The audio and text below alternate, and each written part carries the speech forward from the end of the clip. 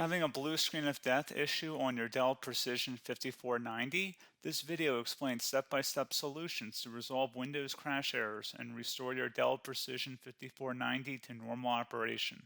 So while you're performing updates, you're getting an IRQR not less or equal message, K-mode exception not handled, kernel data in page error. A lot of errors pertain to this problem, and we're going to go ahead and jump into what should hopefully be a pretty straightforward process, guys. And we're going to go ahead and jump right into it.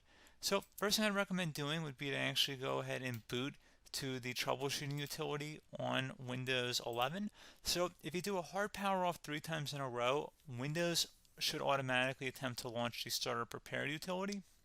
And if it doesn't find anything, it will give you the option to select advanced settings, in which case it will take you to a screen that looks like this.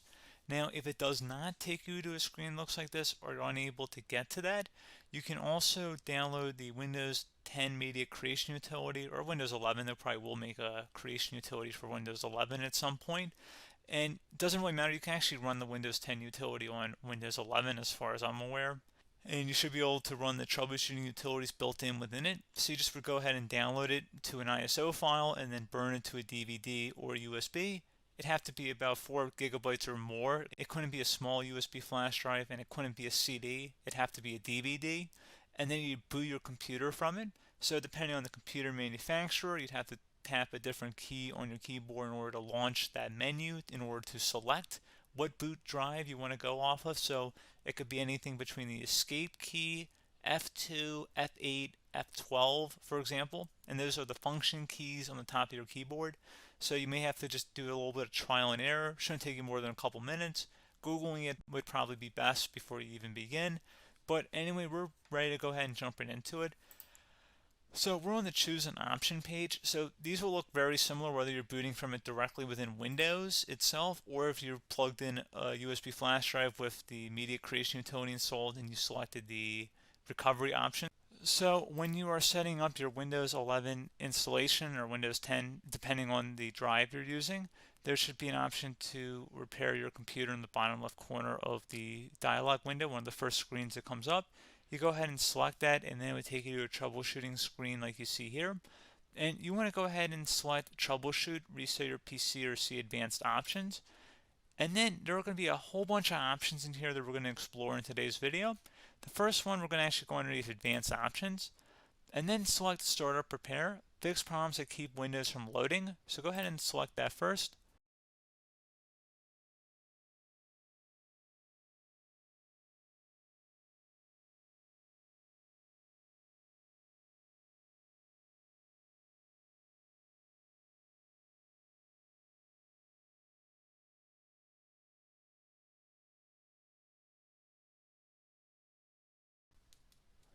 Okay, so you can see it could not repair our PC.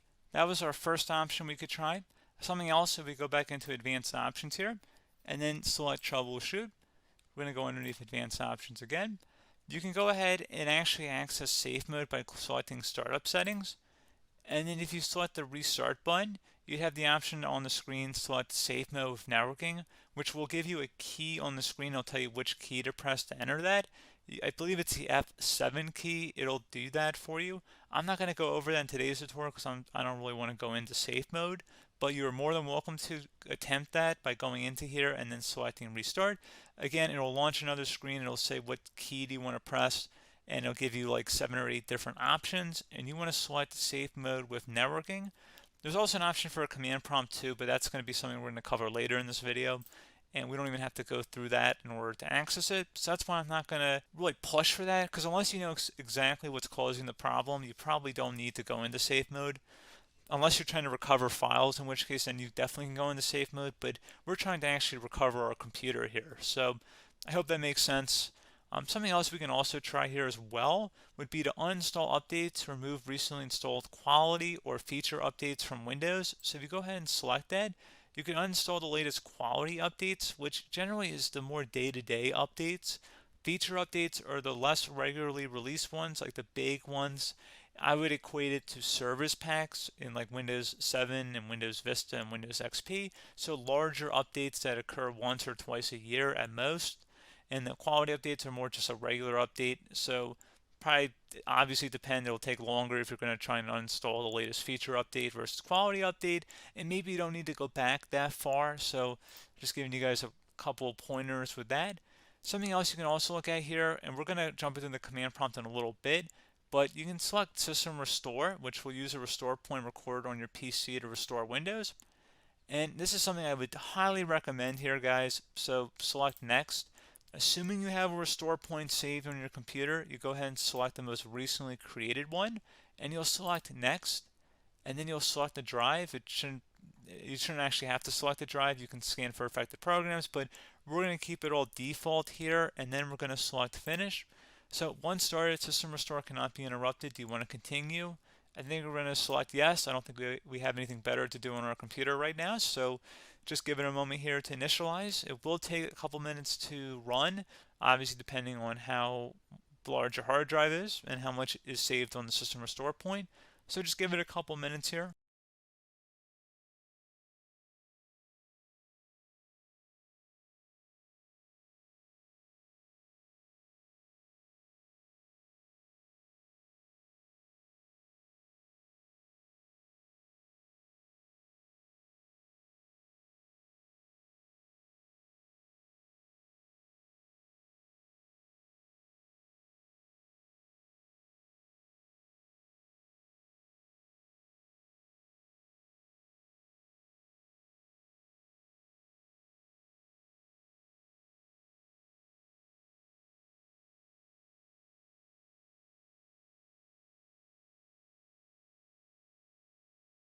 Okay, so you can see System Restore completed successfully. The system has been restored. Your documents have not been affected. Click the Restart button to restart your computer. Go ahead and select Restart.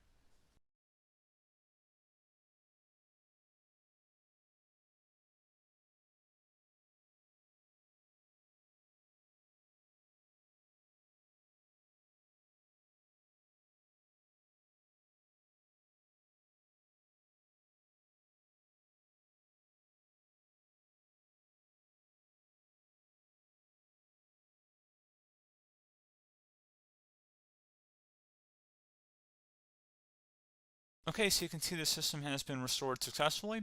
We're going to go over a couple different methods in addition to that if that did not work. So I'm just going to pause the video and we're going to start back up back on the recovery screen that we started with. Okay, so a couple other things we can try here too. If you go back into troubleshoot, you can select reset your PC, while you choose to keep or remove your personal files and then reinstalls Windows.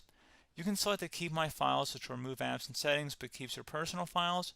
You can also select remove everything, which will remove all of your personal files, apps, and settings. So this is more of a factory reset, the second option here. First option, it should not delete all of your personal files. However, it will pretty much clear most of your programs. And keep in mind, there's no guarantee that your information, number one, is even still available and easily recoverable on your computer to the point that you actually would be able to recover anything. And the second point is that there's always a chance that it won't actually recover and it will just do a factory reset anyway. So there's no guarantee that actually would keep your files anyway. So I would recommend trying to get a recovery tool and backing that up first before selecting it anyway. But again, those are a couple different options. And then something else you can try here if you go back to the choose an option. Another option, if you go underneath choose an option and select troubleshoot, advanced options, and now select where it says command prompt. Okay, so the first thing we should do is type our main hard drive here. In most cases, it should be the C drive. So you just do a C colon and then hit enter on your keyboard. So once you're underneath the C drive, we're going to type in dir and then hit enter on your keyboard. It should have program files, users, and Windows all in there. That's how you know you're in the right directory.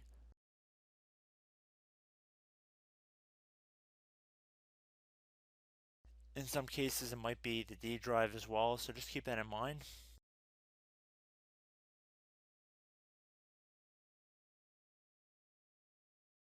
Next thing we're going to do is type in cd space / Windows / system 32 / config, and then you're going to hit enter on your keyboard.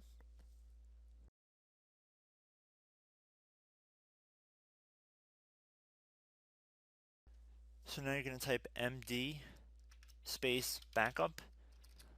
If you've seen other tutorials, it might also say to put down MD backup. That's because the backup name is pretty common when you want to back something up. So you can name this whatever you want, doesn't have to be backup. So if you've already made a backup folder in the past, you could do backup 1, for example. So once you're done setting the name you want the backup to be called, hit enter on your keyboard again.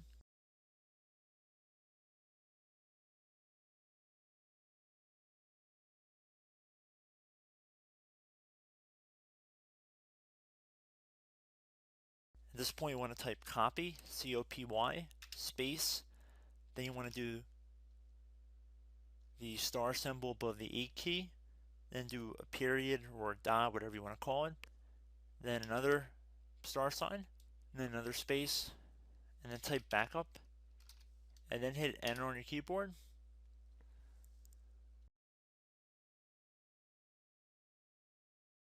Now you want to type CD reg back, R-E-G-B-A-C-K, and then hit enter on your keyboard. So now that we are under the reg back, so now you want to type dir again, and then hit enter.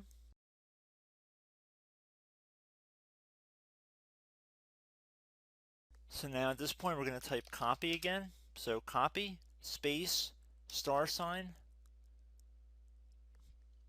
dot, another star sign, space, and then 2 dots.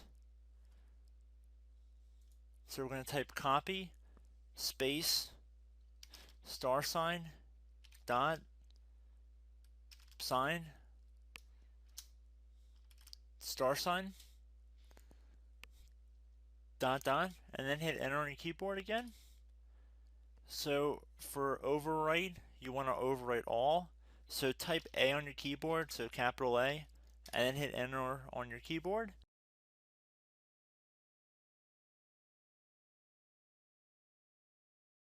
So at this point you should be good to go. You can close out of the command prompt window, and if you accidentally continue to Windows 10 you should be all set.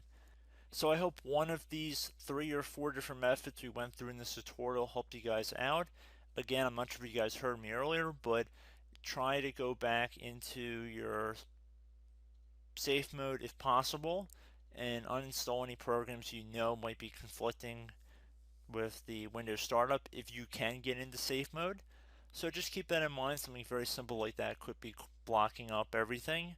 So again, I hope this tutorial helped you guys out, and I will catch you in the next tutorial. Goodbye.